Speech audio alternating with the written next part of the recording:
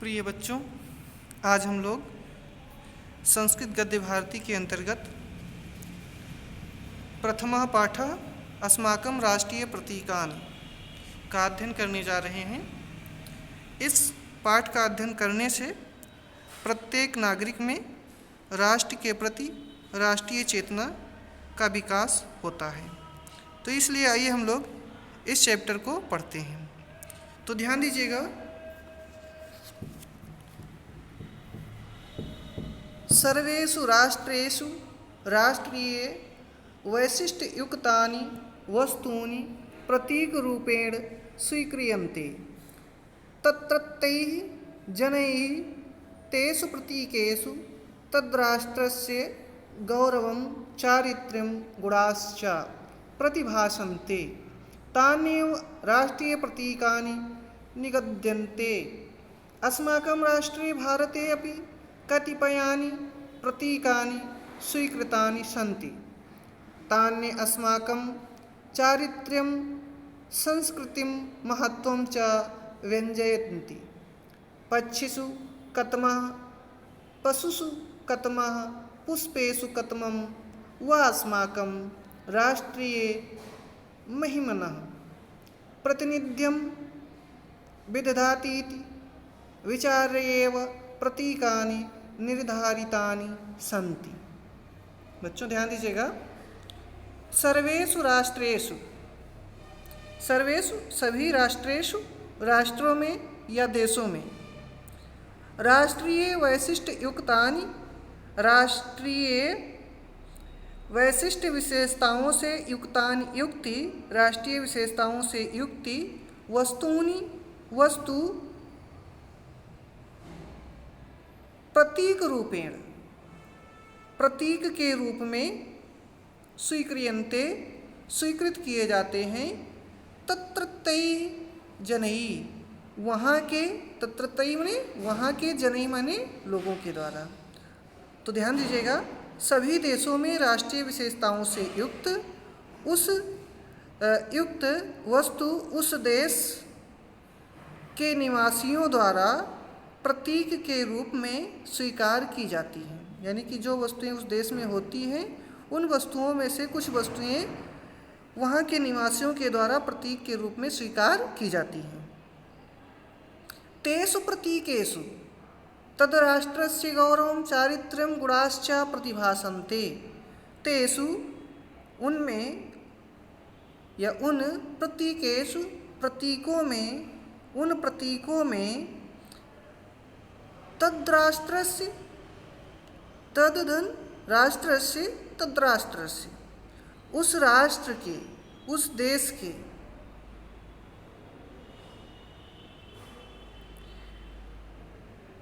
गौरवं चारित्र्यं गुणाश्च प्रतिभासन्ते। गौरवं गौरव, उस देश का गौरव, चारित्र्यं चरित्र, एवं गुणाश्च गुण प्रतिभासन्ते प्रकट होते हैं। यानी कि उन प्रतीकों में उस देश का गौरव, चरित्र एवं गुण प्रकट होते हैं। तान्येव प्रतीकानि, तान्येव वही,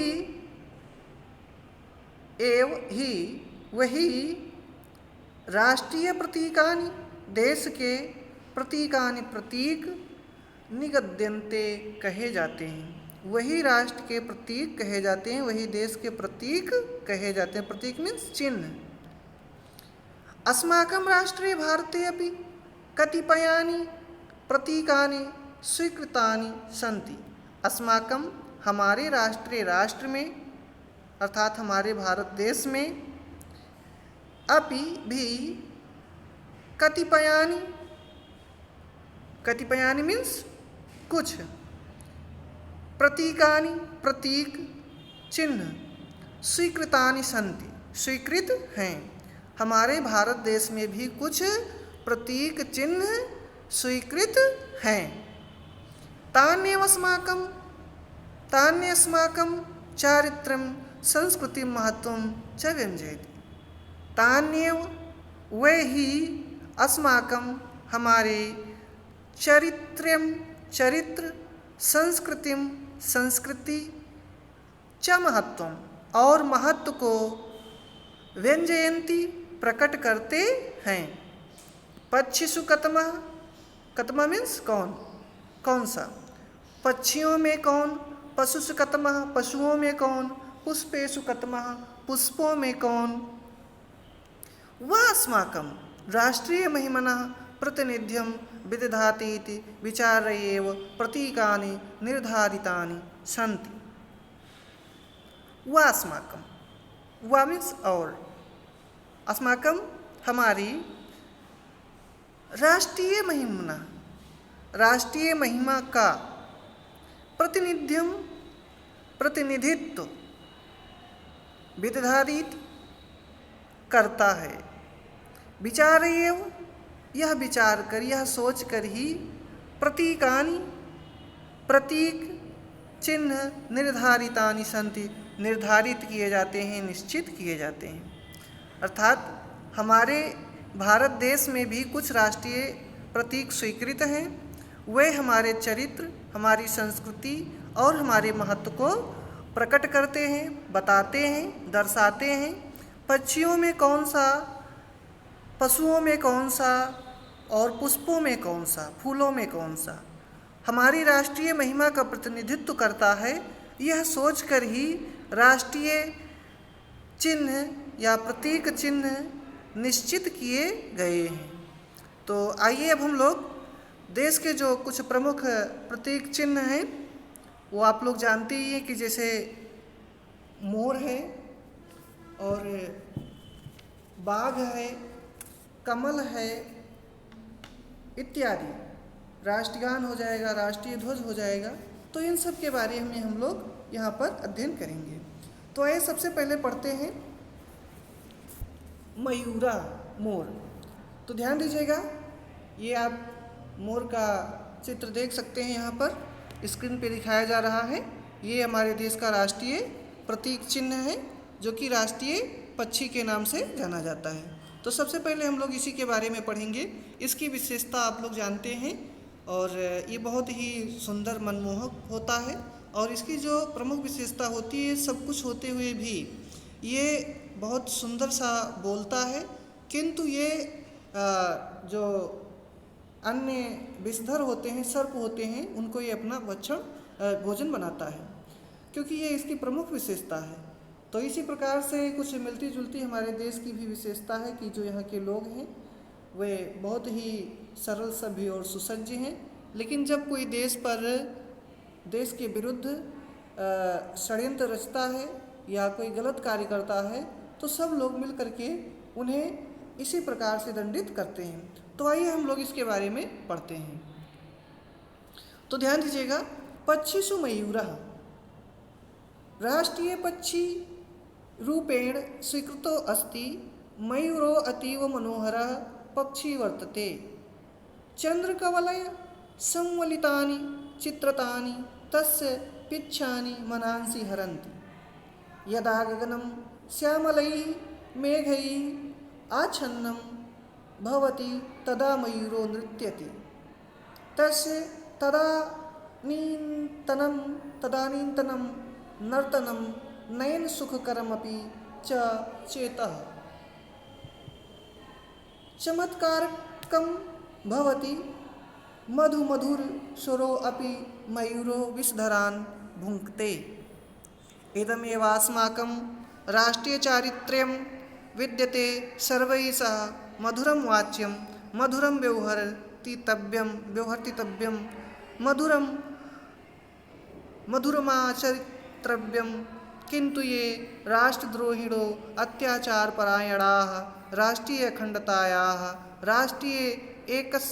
राष्ट्रीयैक्यस्य व विघातकाः विस्मुखाः सर्पतुल्याः मयूरेणैव राष्ट्रेण व्यापतितव्यः। तो ध्यान दीजिएगा, पक्षिषु मयूरः, पक्षियों में मोर राष्ट्रीय पक्षी रूपेण स्वीकृतो अस्ति। राष्ट्रीय पक्षी के रूप में स्वीकृतो अस्ति, स्वीकृत है। मयूरः अतीव प्रसन्नः मनोहरः पक्षी वर्तते। मयूरः मोर अतीव अत्यंत मनोहरः मन को हरने वाली पक्षी वर्तते, पक्षी है, मन को हरने वाला अत्यंत सुंदर पक्षी है। जैसा कि आप लोग इसमें देख रहे हैं कि जब मोर को देखते हैं तो मन बिल्कुल आनंद से भर जाता है, प्रसन्न हो जाता है। तो इस प्रकार से जो ये पक्षी है ये बहुत ही खूबसूरत है, सुंदर है। आप लोग स्क्रीन पे इसे देख सकते हैं और आनंद भी ले सकते हैं। तो पढ़ते भी चलिए और आनंद भी लेते चलिए। तो आइए उसके आगे हम लोग पढ़ते हैं फिर पुनः। तो मयूरो अतीव मनोहरः पक्षी वर्तते। मोर अत्यंत मनोहर या मन को हरने वाला सुंदर पक्षी है। तान्य अस्माकं, ध्यान दीजिएगा बच्चों, क्षम्यताम, चंद्र कवलय संवलितानि चित्रतानि तस्य पिच्छानि मनांसि हरन्ति। चंद्र कवलय, आप लोग देख रहे हैं कि इसमें जो पक्षी का जो पंख है वो देखिए चंद्रमा के आकार में है। चंद्र वलय, चंद्र के वलय की आकृति के समान है। तो वही चीज़ यहाँ पर बताया गया है कि चंद्र कवलय संवलितानि चित्रतानि तस्य पिच्छानि मनांसि हरन्ति। चंद्रमा के समान वृत्तों से युक्त चित्रतानि, चित्र या रंग बिरंगे चित्र, तस्य उसकी पिच्छानि, पिच्छानि मीन्स पूछ, के पंख, मनांसि हरन्ति, मन को हरते हैं। चंद्रमा के समान वलयाकृति में चित्र विचित्र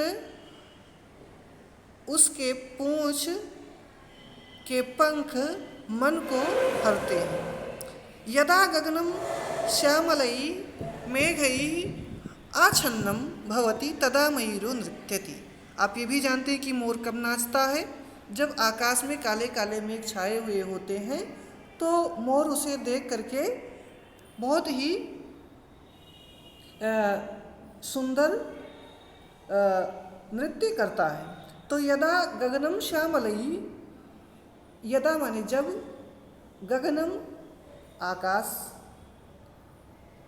श्यामलई काले काले, मेघई बादलों से, आच्छन्नम आच्छादित हो जाता है, भवती होता है, तदा तब, मयूर नृत्यति मोर नाचता है। जब आकाश में काले काले बादल आच्छादित होते हैं, दिखाई देते हैं, तब मोर नाचता है। तस्य तदानीन्तनं नर्तनं नयन सुखकरम अपि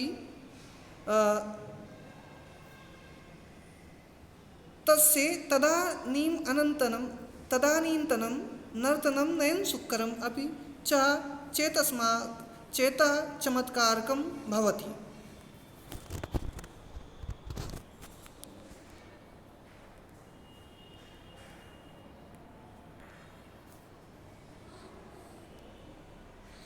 ध्यान दीजिएगा बच्चों। तस्य तदानीन्तनं, तस्य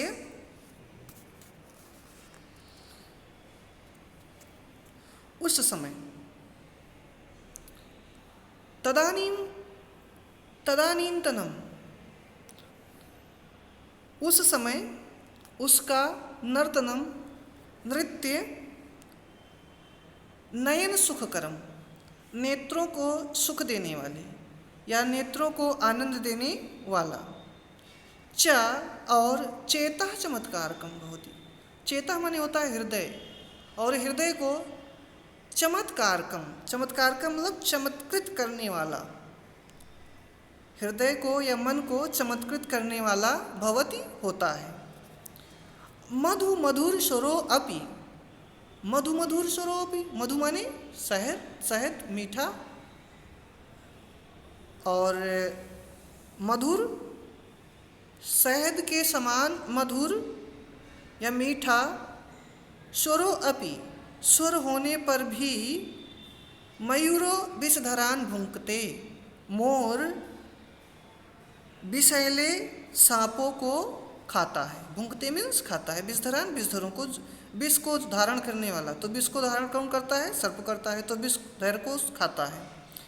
ध्यान दीजिएगा, मधु मधुर स्वरो अपि, शहद के समान मधुर स्वर होने पर भी, आवाज होने पर भी, वाणी होने पर भी, मयूरो मोर विषधरान भुंकते, मोर विषधरों को अर्थात सांपों को, विषैले सांपों को खा जाता है। इदम एवा अस्माकं राष्ट्रीय चारित्रं विद्यते, यह इदम माने यह, इदमेव यही, अस्माकं हमारे, राष्ट्रीय चारित्रं विद्यते, राष्ट्रीय चरित्र विद्यते है, यही हमारा राष्ट्रीय चरित्र है, यही हमारे देश का राष्ट्रीय चरित्र है। सर्वैषा मधुरम वाच्यम, सर्वैषा सभी के साथ, मधुरम वाच्यम, मधुर मीन्स मीठा, वाच्यम माने बोलता है, मधुरम व्यवहारतव्यम, और मधुर व्यवहार करता है, अच्छा आचरण करता है, मीठा अच्छा व्यवहार करता है। मधुरम आचरितव्यम, और मधुर आचरण करना चाहिए। ध्यान दीजिएगा बच्चों, ये तबियत प्रत्यय का अर्थ चाहिए में किया जाता है, तो इसलिए ये बनेगा सर्वैषा मधुरम वाच्यम, सभी के साथ मधुरता का व्यवहार करना चाहिए, और सर्वैषा मधुरम व्यवहारितव्यम, सभी के साथ मधुर व्यवहार करना चाहिए, और सभी सर्वैषा मधुरम चरितव्यम, चरितव्यम, और सभी के साथ मधुर आचरण करना चाहिए। किंतु ये जो राष्ट्रद्रोहिणा अत्याचार परायणा, राष्ट्रद्रोहिणो अत्याचार परायणा, जो राष्ट्रद्रोही हैं, अत्याचार परायणा, अत्याचारी हैं, अत्याचार में लगे हुए हैं, राष्ट्रीय अखंडताया, देश की अखंडता को खंड खंड करने वाले हैं। अखंडता जो खंड खंड ना हो, यानी कि जिसमें एकता हो, तो राष्ट्रीय एकता को खंडित करने वाले, राष्ट्रीय कस्य वा विघातकः तकाः, राष्ट्रीय अखंडताया, देश की अखंडता के नाशक हैं, राष्ट्रीय कस्य, राष्ट्र की एकता व विघातका, राष्ट्र की एकता को समाप्त करने वाले हैं। विघातका का मतलब विनाशक हैं, उसे समाप्त करने वाले हैं। विषमुखा, विषमुखा मतलब सर्प के समान, सर्पतुल्य विषैले, सर्पतुल्या, सर्प के समान, विषमुखा विषैले लोगों को, जो जिनके मुख में विष है, ऐसे लोगों को सर्प के समान, मयूर एव, मोर के द्वारा या मोर के समान, राष्ट्रेण व्यापादितव्य, राष्ट्र द्वारा नष्ट कर देना चाहिए।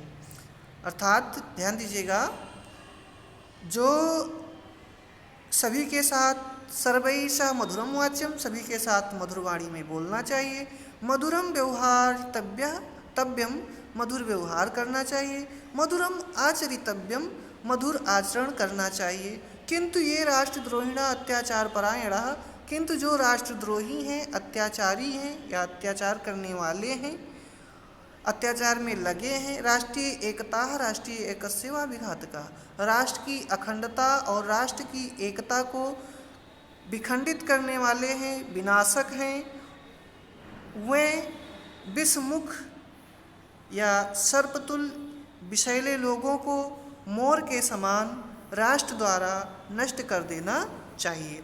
ये ऐसा इसमें बताया गया है। तो ये मोर की विशेषता थी, जो कि एक राष्ट्र की विशेषता से संबंधित मिलता है, इसीलिए मोर को राष्ट्रीय पक्षी के रूप में स्वीकार किया गया है। तो बच्चों, ये आज हम लोगों ने 2 अनुवृत्ति पढ़ा है। अब इसके आगे हम लोग पढ़ेंगे राष्ट्रीय पशु। ओके, धन्यवाद।